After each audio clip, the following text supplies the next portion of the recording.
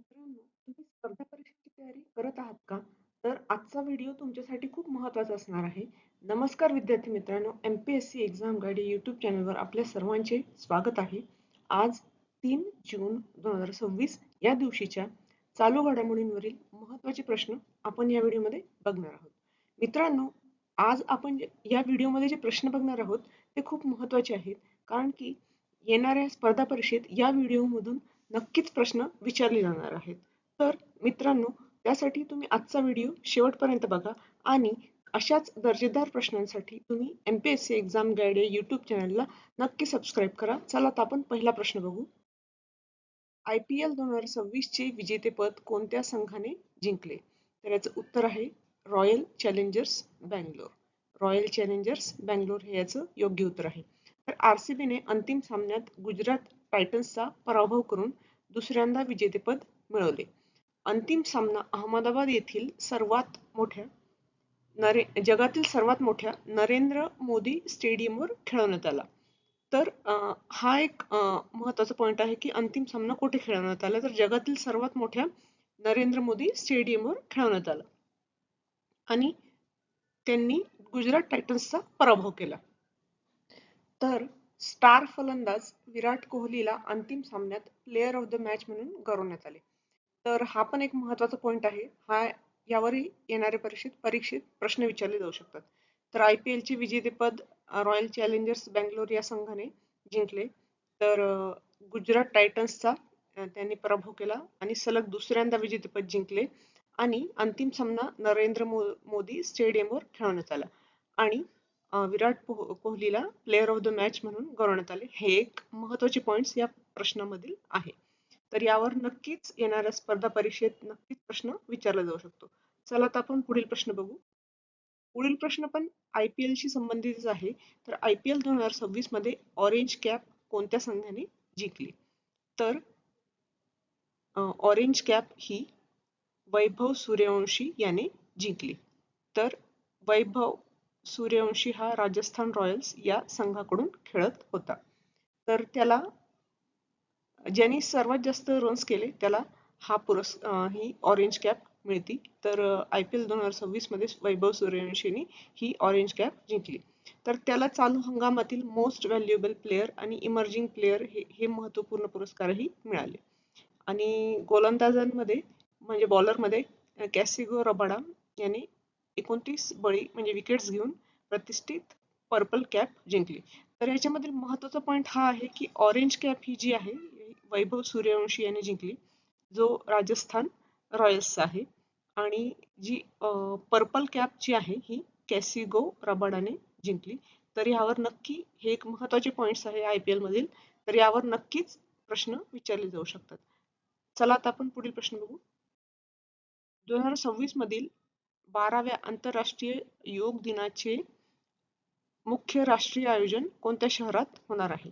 तर याचं उत्तर आहे कोलकाता. कोलकाता हे याचं योग्य उत्तर आहे.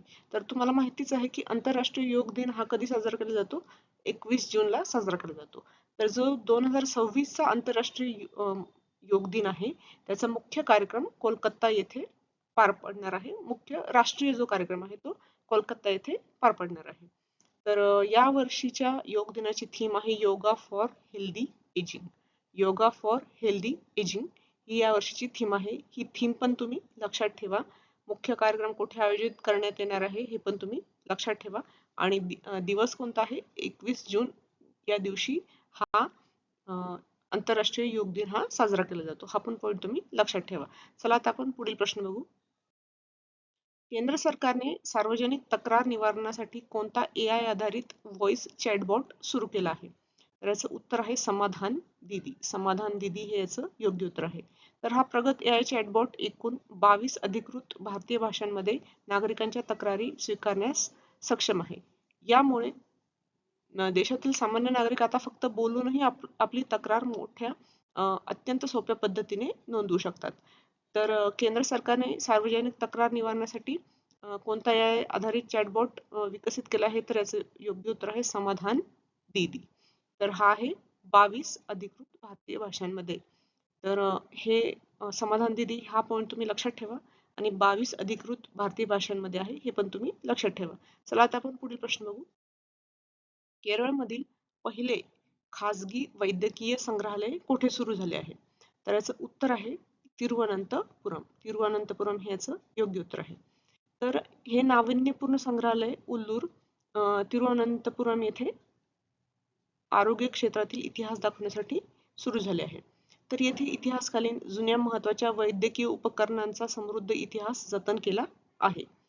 तर या संग्रहालयाचे नाव आता आहे museum of medical archives. Museum of medical archives. तर पहिले खाजगी वैद्यकीय संग्रहालय कुठे सुरू झाले आहे? तिरुवनंतपुरम. आणि त्याचं नाव आहे हे तिरुवनंतपुरम, हे तुम्ही लक्षात ठेवा. आणि त्याचं नाव आहे म्युझियम ऑफ मेडिकल आर्काइव्स. चला आता आपण पुढील प्रश्न बघू. स्वच्छ हे जे ऍप आहे, हे मोबाईल ऍप आहे, हे कोणत्या राज्यात सुरू करण्यात आले आहे? तर राज्याचे नाव विचारले आहे आपल्याला. तर राज्याचे नाव आहे पश्चिम बंगाल. पश्चिम बंगाल हे याचं योग्य उत्तर आहे. तर याद्वारे नागरिक त्यांच्या परिसरातील कचरा व अपुऱ्या पाणी निचरा समस्या संबंधी थेट मोबाईलवरही दाद मागू शकतात. तर समस्या असलेल्या ठिकाणाचा फोटो अपलोड करूनही थेट संबंधित यंत्रणेकडे तक्रार नोंदवता येते. तर पहिल्या टप्प्यात हे ऍप पश्चिम बंगालमधील 10 महत्वाच्या नगरपालिकांमध्ये कार्यान्वित करण्यात आले आहे. तर स्वच्छ हे जे मोबाईल ऍप आहे, हे पश्चिम बंगालमध्ये सुरू करण्यात आले. तर हा एक महत्वाचा पॉइंट आहे. पश्चिम बंगाल हे राज्य तुम्ही लक्षात ठेवा. चला आता आपण पुढील प्रश्न बघू. समान नागरी कायदा UCC मंजूर करणारे आसाम हे भारतातील कितवे राज्य ठरले आहे? तर समान नागरी कायदा हे मंजूर करणारे हे आसाम जे आहे, हे तिसरे राज्य ठरले आहे भारतातील. तर उत्तराखंड आणि गुजरात नंतर ऐतिहासिक कायदा लागू करणारे आसाम हे देशातील तिसरे राज्य ठरले आहे. तर पहिली 2 राज्य कोणती आहेत? पहिली 2 राज्य आहे उत्तराखंड आणि दुसरं राज्य आहे गुजरात. तर हे जे आहे, हे ईशान्य भारतातील पहिलेच असे राज्य आहे जे समान नागरी कायदा ज्यांनी मंजूर केला. आणि आसाम मधील मूळ स्थानिक अनुसूचित जमातींना म्हणजे एसटींना मात्र या कायद्याच्या विशेष कक्षेतून वगळण्यात आले आहे. तर समान नागरी कायदा म्हणजे सर्व नागरिकांना समान कायदे असतात. तर हे आसाम हे तिसरे राज्य ठरले आहे. तर हा एक खूप महत्वाचा प्रश्न आहे. यावर नक्कीच प्रश्न विचारला जाऊ शकतो परीक्षेत, कारण की हा इम्पॉर्टंट पॉइंट आहे परीक्षेच्या संबंधित. चला आता आपण पुढील प्रश्न बघू. मे 2026 मध्ये कोणते राज्य पूर्ण साक्षर राज्य म्हणून घोषित झाले आहे? तर याचं उत्तर आहे सिक्कीम. सिक्कीम हे याचं योग्य उत्तर आहे. तर मे 2026 मधील अधिकृत घोषणेनुसार सिक्कीम हे देशातील 5वे संपूर्ण साक्षर राज्य म्हणून नावारूपास आले आहे. तर सिक्कीम हे संपूर्ण ईशान्य भारताचा विचार केल्यास साक्षरतेचा बहुमान मिळवणारे तिसरे राज्य ठरले आहे. तर हे यश राष्ट्रीय स्तरावरील अत्यंत महत्वाच्या ULLAS अभियानामुळे यशस्वीरित्या साध्य करण्यात आले. तर या अभियानामध्ये जे शाळा सोडून गेलेले आहेत व्यक्ती, ते पण या अभियानाअंतर्गत शिकू शकतात. तर या अभियानाच्या यशस्वीरित्या साध्य करण्यात आले, म्हणून सिक्कीम हे संपूर्ण साक्षर राज्य म्हणून घोषित झाले आहे. तर हे 5वे संपूर्ण साक्षर राज्य आहे, जे संपूर्ण साक्षर राज्य आहे. ईशान्य भारतातील पण आहे, ते तिसरे राज्य ठरले आहे. चला आता आपण पुढील प्रश्न बघू. CPSE अभ्यासक्रमात 2026-27 पासून कोणती भाषा समाविष्ट करण्यात आली आहे? तर याचं उत्तर आहे मैथिली. मैथिली हे याचं योग्य उत्तर आहे.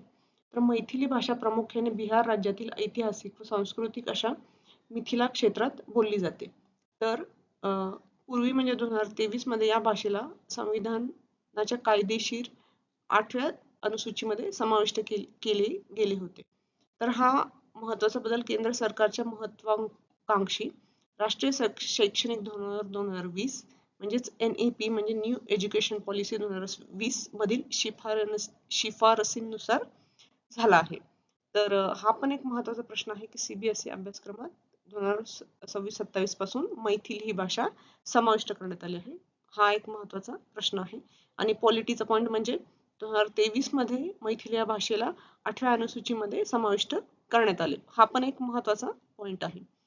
चला आता आपण पुढील प्रश्न बघू.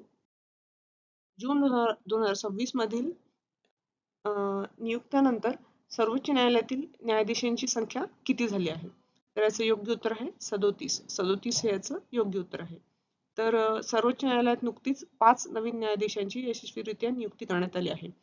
तर सर्वोच्च न्यायालयातील एकूण मंजूर न्यायमूर्तीचे संख्याबळ आता 38 झाले आहे, जे आहे सरन्यायाधीशांसह संख्याबळ झाले आहे 38. तर या 5 नियुक्त्यानंतर सर्वोच्च न्यायालयामध्ये आता केवळ एक जागा रिक्त राहिली आहे. तर मित्रांनो, आजचे प्रश्न तुम्हाला आजचा प्रश्न कसे वाटले हे कमेंटमध्ये नक्की सांगा. आणि तुम्हाला जर आजचा व्हिडिओ आवडला असेल त्या व्हिडिओला नक्की लाईक करा आणि नक्की शेअर करा. आणि अशाच दर्जेदार प्रश्नांसाठी MPSC एक्झाम गाईड या YouTube चॅनलला नक्की सबस्क्राईब करा. धन्यवाद.